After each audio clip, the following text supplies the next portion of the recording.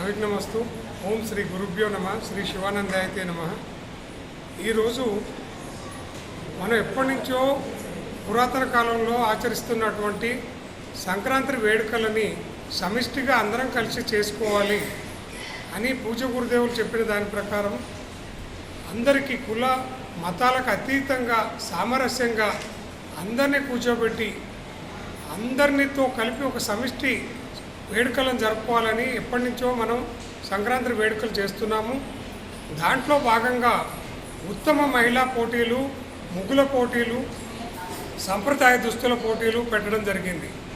ఉత్తమ మహిళా పోటీల్లో అన్ని చోట్ల మనం చూసినట్టుగా ఫ్యాషన్ షోనో లేదా ఏదైనా ఛాలెంజెస్ ఇచ్చి వాటిని చేయమనడం కాకుండా ఒక మహిళ, పెళ్ళైన మహిళ ఒకవేళ వాళ్ళు ఎమర్జెన్సీలో ఉంటే ఏ నెంబర్కి కాల్ చేయాలి అంటే అందరూ 100 అని చెప్తారు, కాదు దానికి వేరే నెంబర్ ఉంది. అందుకని అలాంటి అన్ని ప్రశ్నలు చట్టంతో, న్యాయము, సాంకేతిక విషయాలు అన్నీ తెలిసే విధంగా దీంట్లో ఇది ఏర్పాటు చేయడం జరిగింది.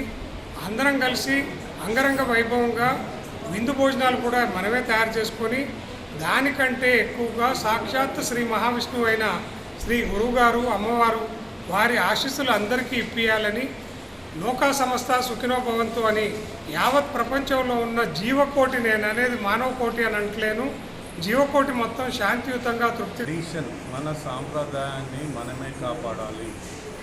నెక్స్ట్ మన పిల్లలకి మన సాంప్రదాయ పద్ధతులు నేర్పాలి. ఆ ఉద్దేశంతో సాంప్రదాయబద్ధంగా ఇక్కడ ఉత్తమ మహిళా పోటీ నిర్వహిస్తున్నాము, తర్వాత ముగ్గుల పోటీ నిర్వహిస్తున్నాము, సాంప్రదాయ దుస్తుల పోటీ నిర్వహిస్తున్నాము. ఇప్పుడు గోపి అనేది చెప్పినట్టు ఇక్కడ ఉత్తమ మహిళా పోటీ అంటే ఏంటి అంటే ఒక గృహిణికి ఉండే బాధ్యత ఏంటి, వాటి మీద ఆబ్జెక్టివ్ టైప్ క్వశ్చన్స్ ఇచ్చాము.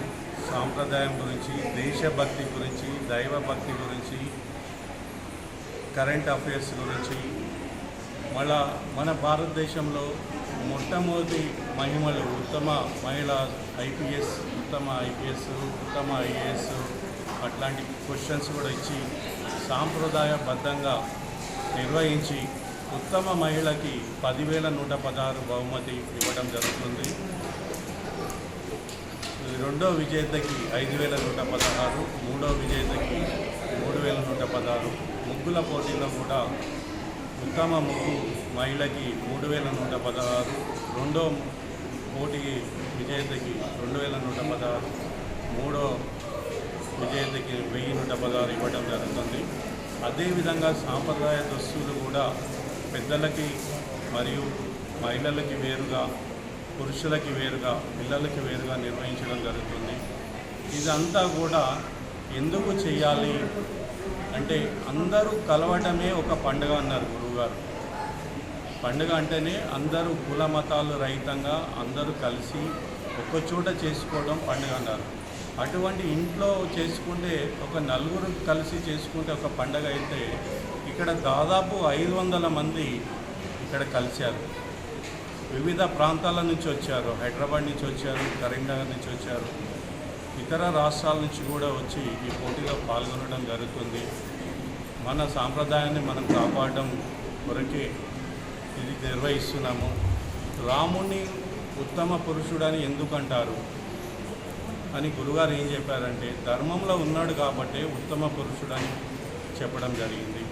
అలాంటి ధర్మాన్ని, సనాతన ధర్మాన్ని పునరుద్ధరణ చేయడమే మన వంతు. ప్రతి ఒక్క భారతీయుడు కూడా, ప్రతి ఒక్క మహిళ కూడా 10 మంది మహిళలకి సాటి చెప్పాలనే ఉద్దేశంతో ఈ పోటీలు నిర్వహిస్తున్నాము. అందరికీ సంక్రాంతి శుభాకాంక్షలు, మకర సంక్రాంతి శుభాకాంక్షలు.